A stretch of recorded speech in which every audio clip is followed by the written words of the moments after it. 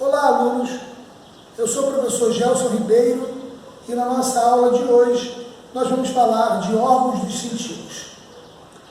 Bom, o sistema sensorial humano é um conjunto de órgãos dotados de células especiais que nós chamamos de receptores.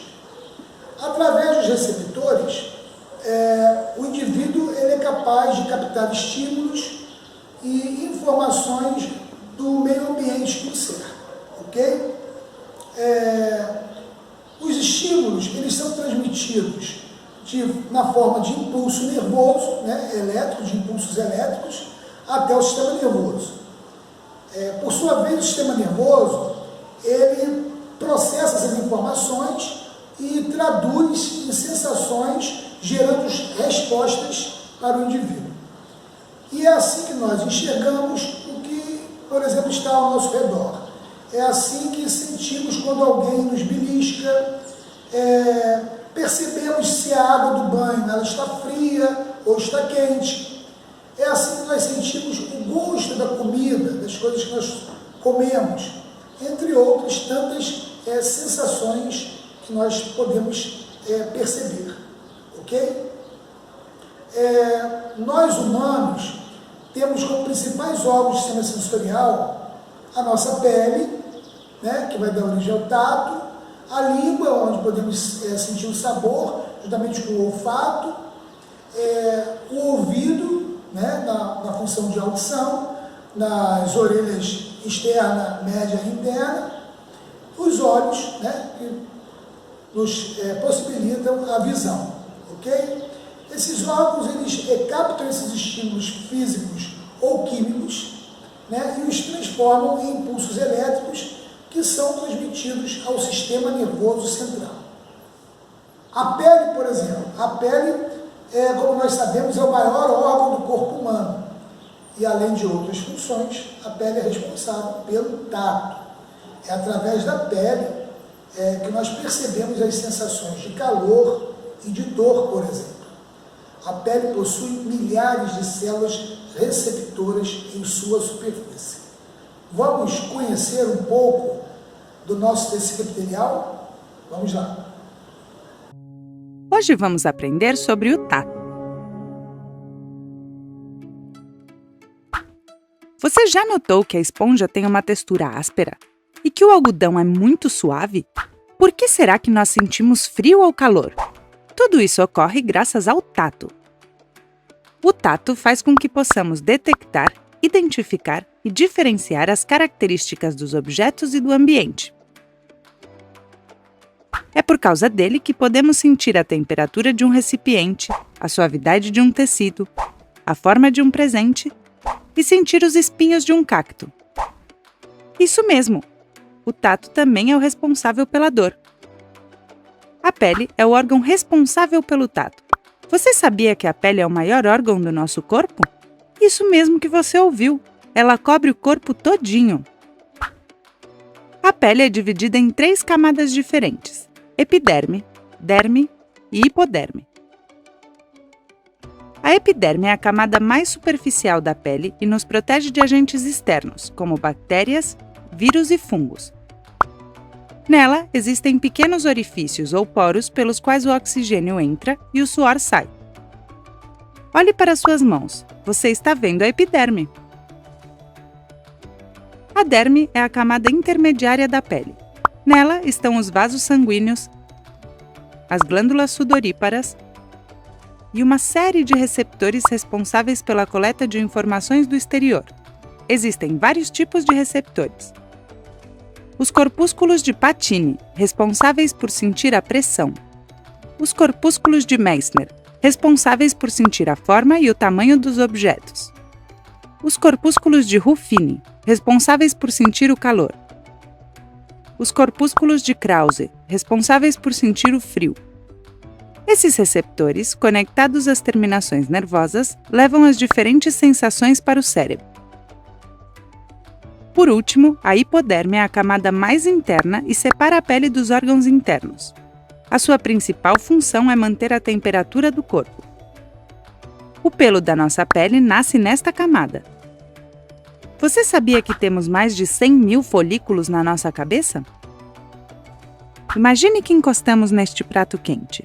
Os receptores e as terminações nervosas que estão na nossa pele captam as diferentes sensações e enviam esta informação para o cérebro através das terminações nervosas. O cérebro vai reconhecer a forma do prato, sua textura e, é claro, sua temperatura. Se tocarmos este prato quente, o cérebro enviará rapidamente um sinal aos músculos da mão para que ela solte o prato. Não é incrível? Como você pode ver, a pele é um órgão muito importante e por isso devemos cuidar dela. Vamos dar 3 dicas básicas de como fazer isso. Lave as mãos antes de comer, quando voltar do parque ou da escola e depois de ir ao banheiro. Quando tiver uma ferida, você deve desinfetá-la para evitar infecções. Você também pode cobri-la com um curativo ou com uma gaze. Evite tomar sol nas horas centrais do dia, principalmente durante o verão. Usar boné, roupa e protetor solar ajudará a proteger a pele. A língua, por exemplo, possui receptores chamados de papilas gustativas. Essas papilas são responsáveis pelo paladar. As papilas, elas são quimiorreceptores. O que quer dizer isso? Quer dizer que elas são especializadas em detectar a presença de substâncias químicas que vão dar o paladar, doce, azedo, salgado, umami, é isso? Ou amargo. Vamos dar uma olhadinha no nosso paladar. Hoje vamos aprender sobre o paladar. Você já percebeu o sabor salgado da pipoca? Ou o sabor azedo de um limão? Por que os alimentos têm sabores diferentes? Tudo isso acontece graças ao paladar. O sentido do paladar nos permite identificar e conhecer os sabores dos alimentos. A língua é o órgão responsável pela percepção do sabor. A língua é coberta pelas papilas gustativas, encarregadas de coletar informações sobre os diferentes sabores e enviá-las ao cérebro através dos nervos responsáveis pela sensibilidade da língua. Existem vários tipos de papilas gustativas agrupadas em diferentes partes da língua. Existem 5 sabores básicos que as papilas gustativas podem captar: doce, salgado, amargo, azedo e umami. Sim, você ouviu corretamente. O umami é usado para definir alimentos que são muito deliciosos. O sabor doce é percebido na ponta da língua. O sabor salgado nos lados. O sabor amargo na parte de trás, perto da garganta. O sabor umami no meio. E o sabor azedo nas laterais e na parte inferior. Existem muitas nuances e sabores produzidos pela combinação desses 5. Você sabia que o olfato também participa do paladar? Por isso, quando estamos resfriados, parece que os alimentos têm menos sabor. Que interessante! Vamos imaginar que estamos comendo esta fruta. Quando ela chegar na boca, as substâncias químicas presentes na maçã entrarão em contato com as papilas gustativas que estão na língua. As papilas gustativas passam esta informação para o cérebro através dos nervos responsáveis pela sensibilidade da língua. O cérebro reconhece os sabores e também é capaz de decidir se a gente gosta ou não daquela comida. Esta maçã é super doce, eu adoro. Ai, esse limão é super azedo, eu não gosto.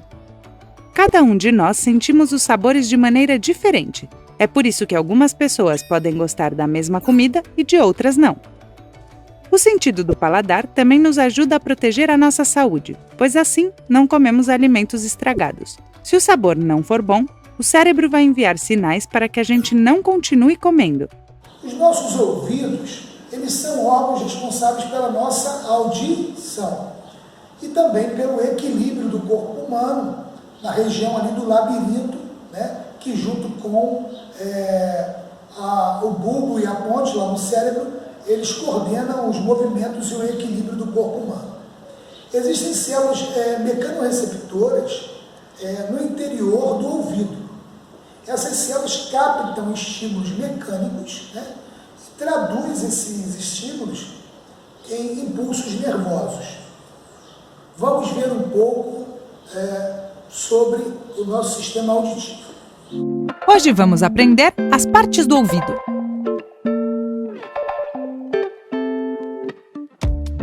O ouvido é o órgão responsável pela audição e pelo equilíbrio. Ele percebe os sons e envia a informação para o cérebro para que este responda de forma adequada. Imagine, por exemplo, que você escuta a sirene de uma ambulância. O ouvido vai enviar essa informação para o cérebro e este, por sua vez, vai enviar sinais aos músculos para irmos para um lugar seguro. O ouvido se divide em 3 partes: O ouvido externo, o ouvido médio e o ouvido interno. O ouvido externo é formado por 2 partes: o pavilhão auditivo, que é a parte que recebe as ondas sonoras, o canal auditivo, que é a via pela qual o som viaja até chegar no ouvido médio. O ouvido médio é formado pelo tímpano e por 3 ossos: martelo, bigorna e estribo. Eles transmitem o som para a cóclea. Aqui também encontramos a trompa de Eustáquio. O tímpano é uma membrana que parece um tambor. Quando o som chega, o tímpano vibra e move a cadeia de ossinhos. Os ossinhos, martelo, bigorna e estribo, se movem e aumentam a vibração transmitida pelo tímpano. Depois, enviam este sinal amplificado para a cóclea. A trompa de Eustáquio comunica o ouvido médio com as fossas nasais. A sua missão principal é regular a pressão do ouvido para que o tímpano possa transmitir a vibração do som até o nervo auditivo de forma adequada. A cóclea é uma estrutura elástica que se enrola em forma de caracol. É a responsável por transformar as vibrações que recebe do ouvido médio em impulsos elétricos e sinais nervosos, para enviá-las ao cérebro através do nervo auditivo. Para cuidar do seu ouvido, recomendamos não usar fones de ouvido por mais de 1 hora por dia e usá-los em um volume baixo. A visão. Bom, o sentido da visão tem como principal órgão os olhos, né? Os olhos possuem células que nós chamamos de fotorreceptoras. O que são células fotorreceptoras? São aquelas células capazes de captar estímulos luminosos do ambiente, né? Produzindo também estímulos nervosos que vão ser transmitidos ao sistema nervoso central, né? Para que nós possamos enxergar as imagens, formas, né, e cores. Essas células, elas se situam na região da retina, que é uma camada de revestimento interno do olho. E são de 2 tipos. Nós temos os bastonetes e os cones. Os bastonetes são muito sensíveis a vibrações da intensidade luminosa, mas com essas células nós não distinguimos cores. As cores são distinguidas através das células que nós chamamos de cones, né? Vamos dar uma olhada agora no vídeo que mostra sobre o nosso olho e suas partes, ok? Hoje vamos aprender as partes do olho.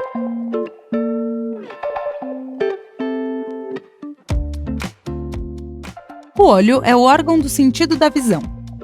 Ele é o responsável por captar a informação do mundo, formas, cores, movimentos, e enviá-la ao cérebro para que possamos saber o que ocorre ao nosso redor.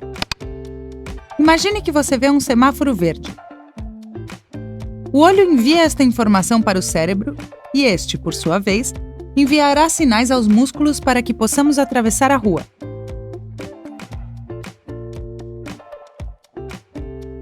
Estas são as suas partes. A glândula lacrimal tem a função de produzir lágrimas, um elemento muito importante para dar nutrientes e oxigênio para o olho, além de mantê-lo úmido e limpo. Você sabia que o olho produz lágrimas o tempo todo, sem você perceber? A missão principal da pálpebra é a de proteger o olho. Ela se move muitas vezes por minuto de maneira involuntária, ou seja, sem a gente perceber. Você já prestou atenção nos seus olhos quando vem um vento muito forte? Eles fecham sozinhos. As pálpebras descem para evitar que entrem elementos não desejados neles, como pó ou areia. Também fazem isso quando um objeto se aproxima ou quando há muita luz. A missão das sobrancelhas é a de proteger os olhos, evitando que o suor da testa e as gotas de chuva entrem neles. Os cílios têm a função de proteger os olhos, evitando que substâncias como o pó ou a areia possam entrar neles. Você sabia que eles também servem para fazer sombra no olho quando tem muita luz? A córnea é uma camada transparente que ajuda a focar os objetos. É uma parte muito importante do olho, mas não podemos vê-la, já que é um tecido semi-transparente. A íris controla a luz que passa para a pupila e é a parte colorida do olho. Por isso dizemos que existem pessoas com os olhos azuis, verdes ou marrons. Você sabia que a cor dos olhos é uma característica de herança genética?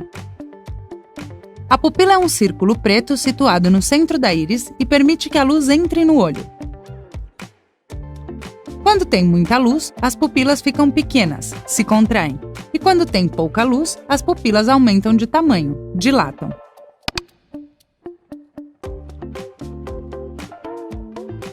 A retina está no fundo do olho e tem milhões de células sensíveis à luz. É a responsável por receber a luz e enviar a informação para o cérebro através do nervo óptico. O cristalino permite focar os objetos que vemos, a diferentes distâncias. À medida que vamos envelhecendo, o cristalino pode perder esta capacidade, e por isso as pessoas veem embaçado. É o que se chama vista cansada ou catarata. O nervo óptico atua como um mensageiro que leva a informação visual da retina até o cérebro. Às vezes, há algumas alterações em uma ou mais partes do olho, que produzem problemas como a miopia e o astigmatismo. Para solucioná-los e ver com clareza, algumas pessoas precisam usar óculos. Algumas alterações no olho podem inclusive provocar a perda total da visão. É o que se conhece como cegueira ou deficiência visual. Bom, o olfato, o principal órgão do olfato é o nariz. O nariz ele é um órgão que contém os receptores responsáveis pelo nosso olfato. Bem no interior da cavidade nasal, existe um tecido especializado que a gente chama de epitélio olfativo. Nesse tecido, nós temos milhares de receptores chamados de células olfativas. Essas células olfativas, elas possuem também pelos sensoriais, né, que captam as moléculas voláteis que estão no ar ou de outras substâncias que estão dispersas no ar que a gente inspira, para poder fazer a gente perceber o cheiro das coisas. Em resposta à presença dessas moléculas, as células olfativas produzem estímulos nervosos também. E esses estímulos são conduzidos também ao sistema nervoso central, aonde eles são traduzidos em sensações. Vale falar também que o olfato atua em conjunto com o paladar na percepção dos sabores. Ele pode nos alertar, por exemplo, sobre alimentos que estejam estragados, aí você vai sentir aquele sabor que é inadequado e vai recusar aquele alimento, ou alimentos que podem estar com veneno, né? Ou até outras substâncias que, se ingeridas, elas podem causar danos ao nosso organismo. Então, é um sistema também importante para a preservação da vida. Essa foi a nossa aula de hoje. Eu espero que vocês tenham gostado. Não se esqueçam de dar o seu like, de se inscrever no canal e comentar as suas dúvidas, ok? Você tem dúvida? Ele não tem dúvida. E você? Um grande beijo.